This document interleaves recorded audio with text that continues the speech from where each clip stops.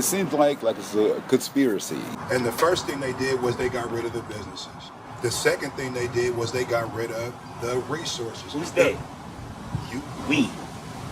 Some of it wasn't we.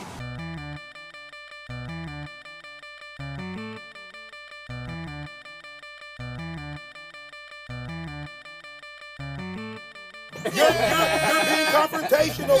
You're always stirring the pot. I'm a motherfucking cook. I stir pots. Anyway, though, check this out, though. I got a house in Medina. It wasn't until I started coming across, trying to find some grits, somewhere to get my hair cut, the club to go to. After 2 or 3 months, I was on 520. Like, that shit was like, pew, pew, pew, pew, pew, pew. Somebody told me about the CD. I came down here. It's only sales. I was like, oh yeah, real estate agent. Right. Everything's located right near you. You could walk downtown. That's the most, to me, the most important part of being in this area. How many hoods starting at 20th block? 20 blocks away from the city center, right? Every other spot in America is like, I'm in the 90s, right? 145th Street, 125th Street. This is black gold, man. I would describe gentrification as power. Really, it has to do with people wanting the best land for themselves. Power and privilege to just say, I can walk into a community like Holly Park and I can just do eminent domain and make everybody move and then put condominiums up there. They'll be so high priced that people can't move in them just so people who live in Bellevue and other places can walk to work. I live in the Central District for about 15 years. Since 1997. When I grew up here, I lived here for 20 plus years, but I'm no longer a resident. Pretty much for the better half of my life, I've been living in the Central District. 30 years. 30 years? Well, the Central District is an area where black people had to live. They were forced to live here by the redlining policies of the banks that discriminated against black families, even black families that had the wealth and means to live in other areas of Seattle were denied so by discriminatory bank policies. Those policies, as atrocious as they were, I think helped to create a black community in the Central District with incredible vibrancy. Black people organized in the 1960s and 70s to make this a real community and to combat the institutional racism that they found. And the Black Panther Party here in Seattle was the first chapter outside of California to see the free breakfast programs that they ran, the free healthcare clinics, some of which are still around, to see the types of programs that they use to serve the community has been an inspiration for me. We had a particular place called the Mecca that was located on 23rd and Union. It was the spot. We used to gather there. We used to have chess tournaments. We would have concerts, and it was open 7 days a week. I had a 28-seater. I had 6 tables and a bar. It was called Miss Helen's Diner, 2308 East Union. Never will forget that number. Helen's Diner was next door to a nice dress shop. Then next to that was a jewelry shop. And then next to that was our first black bank, Mr. D's Haberdasheries, Mr. Ballard's hair salon, was Mr. Richland's little corner store. We also had a dentist. Upstairs from us was Mr. Greenlee and Greenlee. Him and his son were in practice together. They were black lawyers. It was every kind of black-owned business that you could think of in the CD at that time. I've lived in a CD since 2007, and I've seen a lot of changes. And these are not changes conducive to black America. I've seen businesses close down, particularly black-owned businesses. Catfish Corner gone, Miss Helen's gone, Thompson's gone, Oscar's gone, Dino's gone. Black folks ain't got nothing around here. We make it, they label, they market, and sell you. Change the purpose so they could discard the people in it. I was gonna open a chicken and waffle spot. But see, white chicken and waffles is better than black chicken and waffles. They taste better. They taste better. I've seen other businesses pop up that serve different clientele than the original spaces did. You don't want us to sell the weed right here, but the white folks can do it. They can open up Uncle Ike's right there. I just took the bus by that pot shop on 23rd and Union the other day, and yeah, it felt like an alternate universe, because I remember people getting harassed by the police for just smoking on that corner, young black people. And I rolled by it the other day and saw a line of white folks, 100% white folks, legally buying weed on the same corner where young black people were criminalized less than 10 years ago. What are the changes that you see? Well, the rent's high. I can't even find a one bedroom right now because I can't go over $800. It's like $1,500.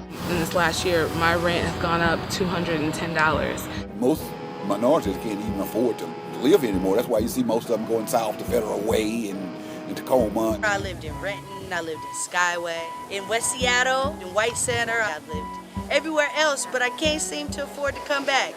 You hate to make it, you know what I'm saying, about a race thing, because it's really, what it really comes down to is class. You know, the Seattle Times ran a story late last year that showed that the median income in Seattle rose to $70,000 a year, but the black median income fell 13%, down to some $25,000 a year. We've seen black families get pushed out, falling victim to a city policy that is designed to make Seattle a playground for the rich. It's really a discrimination going on class, but you know, when you think about all the new people that come to the CD, you know, there's a main, you know, race. You got another generation of white folks that are less scared of black culture, largely because of hip hop, that are moving into these neighborhoods now and pushing the black folks back to the suburbs.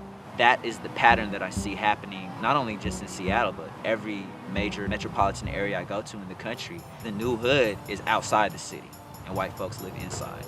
Just like Paris has been like that. We're gonna have that situation here. We kinda already do. You can always tell when a neighborhood is changing is, first of all, you start getting dog walking shops and dog shampooing shops. Facts news spot just across the street from Campus Corner, like that's a doggy daycare. My least favorite thing right now is I go on apps like Nextdoor, which is like a Facebook for neighborhoods, and I see people talking about things that they're concerned about in the neighborhood, but usually the descriptions of the culprits look like me. And they're very general descriptions, so it makes me feel really unsafe to jog in the neighborhood without feeling like the cops are gonna harass me or somebody's gonna call the cops because they think I look like somebody else. You have these newcomers into a neighborhood that feel safer calling the police than they do just talking to black people that are their neighbors. You know, you walk down the street and you see people and they look at you crazy like, what are you doing here? Whenever, you know, we value home prices or financial gain more than we value culture, then people lose a part of themselves, people lose home. So that's the sad part of what happens when people get displaced. I actually challenge the language of displacement. I don't think nobody being displaced. You know, displacement is when you in Israel and motherfuckers show up with bulldozers and push you out your shit. That's displacement. What we have in our community is a fundamental ignorance of finances and economy. Gentrification is a small part of a larger pie. We are looking at it from our microcosm of living in a specific space in a specific time and having to become nomadic or so-called displaced. Prior to that time period, it was something else. Nearly full of, which is one of my favorite quotes, if you don't understand white supremacy and racism and how it works, then anything else will just fucking confuse you. It is a system that is set up to provide the results that are being provided. There's a higher population from this neighborhood that, you know, when I do prison work or go do visits and stuff, most of the people that grew up here are there. Somebody's planning these plans for us. The crack epidemic, and for us, which was an accident. Definitely not here. Definitely not here. They work hard. That cleared the country for them. And the concept of, they call it integration, but the concept of desegregation at a time when we was coming up. For something to truly integrate, integration would have been white folks moving into the hood. Exactly. That's integration. Exactly. This shit was one way. Success in an integrated society breeds you leaving this community and moving your ass over to Bellevue now. All of these black transplants that move here, none of them in the black churches here, none of them in the black community here. They turn it up all the time in white restaurants. They don't even know where the black-owned restaurants are. So we got two problems. You got a community here that's from here that's struggling with their identity and maintaining it. And then you got a transplant community that's struggling with inserting themselves. There still is a skeleton left of a community, but a lot of the meat has fallen off the bone at this point. The Coleman building over on what's at 1133 East Union. We went in there, opened up that. That was 87. We worked that up until 2001. And the earthquake came, messed the building up so bad that we could not work in there anymore. So we had to move out of there. So I really wouldn't retire then. When we closed down, it was like something was missing. Yeah, it was like everybody felt like we were supposed to open up within the next year. You know, we don't have Miss Helen's. We don't have Catfish Corner where it used to be anymore. Trust me, it's still bound because I go up there as much as I get a chance to. And it doesn't have anything to do, honestly, with neck bones and macaroni and cheese and all that. It has everything to do with that feeling, that something, that going to your mama house. That's what I think is missing and why everybody wants it to come back. I feel you, sister. I feel you. Oh, biggest obstacle is just the money factor. Finance. You know, the finances. It's not as readily available as it used to be, but it's doable. Do you have a specific store in mind? We've had a couple of focuses. The first one that we focused on has a huge price tag attached to it. You know, when you think about a $500,000 investment, that's a lot of hours of your life. So we have thought about it, and we're kind of gotten our focus a little bit different than what we started out. So now we're looking into a smaller venue, and perhaps on 23rd in Jackson. I feel like it's still our neighborhood. I really do. Because we can all get along. We can all work together here. Mm-hmm. You know, you can have yours, I can have mine. And let the CL know that we are in this together. It's not you, it's all of us. We don't want to segregate ourselves, and we don't want them to segregate us either. And we don't want them to price us because they don't want us back in here. I don't feel like they don't want us back in here. I haven't heard nobody say anything black or white, ugly, Miss Helen. I haven't heard that. The way that we kind of reinvented Miss Helen's and the menu and the changes that we're implementing, I think it has a lot to do with us trying to bring everybody in the community together. Mm-hmm. And not just have a united black community, but a united community, period. Mm-hmm. We can't just serve collard greens with ham hocks in it anymore. We got to make sure we incorporate kale in it. We got to make sure that we incorporate enough stuff to make everybody feel welcome. Mm-hmm. So everybody has a chance to experience that soul food feeling. Feeding America. Granny used to always say, I got to feed America. Where there's a will, there's a way. I've got the will. Now I want you to help me along the way. What I ideally would like to happen to the CD is for people to realize what institutions and stuff we still have here and patronize them so that those businesses can sustain themselves and to recognize them as part of our cultural wealth. We used to have barbershops and beauty shops where we used to be able to discuss what was going on with the community and people could be informed. But we need to have those kind of gathering holes again so people from the trenches can tell the people in City Hall what they want done. And we have to have that dialogue. We got to dig deeper and really define what we want for ourselves as a community and as a larger body. We have some people that are very political who would be wonderful in taking the forefront in what the political scene is about. We have some grassroots people who like to get together on the grassroots level. You know, back in the 60s and all these older couple, they put $5 away as a community, came together and they bought properties. We're also going to have to support new efforts to develop black businesses like Hack the CD. Hack the CD is an event that happens that convenes the brightest minds in Africa Town. Everybody coming together and bringing their skills to the table to solve problems. So we look at the housing situation and we hack that. We look at the tech boom that's happening and we hack into that. We look at the economic development situation, we hack that. And change is inevitable, and I feel like it's a great opportunity to help shape that change. A thriving Black community looks like a place where people can come and feel safe and they can be nurtured, whether that's in terms of socially or financially and economically, and also in terms of education.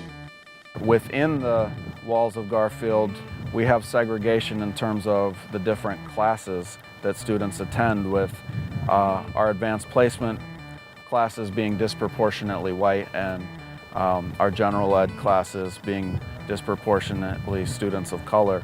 But I'm also proud to say that there's educators here that are naming that problem and really working to bring equity to Garfield High School. And I think none more so than the students. We want education that's empowering for them. The ideal community in the Central Districts looks like solidarity. It looks like working people and people of color rising up and demanding city policy that respects their families, that has affordable housing. There should be, in this central area, at least a 50% to where you have low-income people could live here, and low-income housing as well.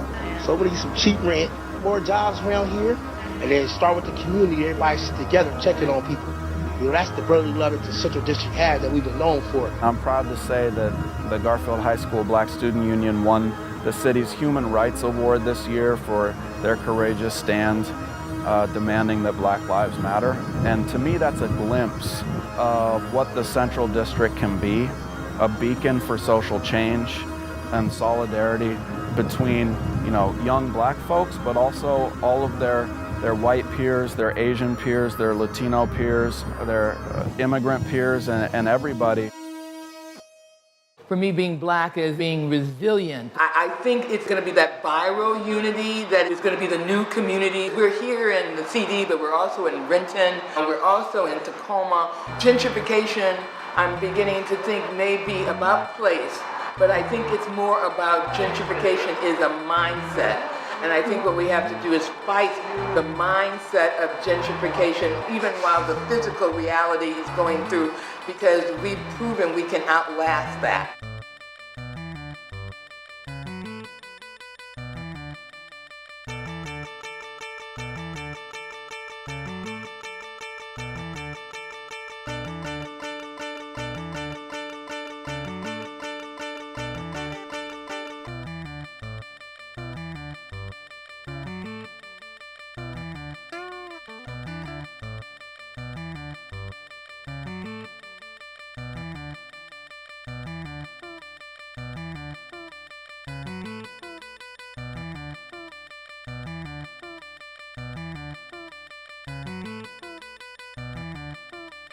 It's time, y'all. It's time. It's this thing that I'm holding in my hand, this telephone, this camera. It is quite powerful. Social media is powerful. We can do something with this. If we want to change, we can really, truly make it happen. We sit out here and talk about, we need the next so-and-so and this and that. No, you don't. No, you don't. Start in your own home. Start with you.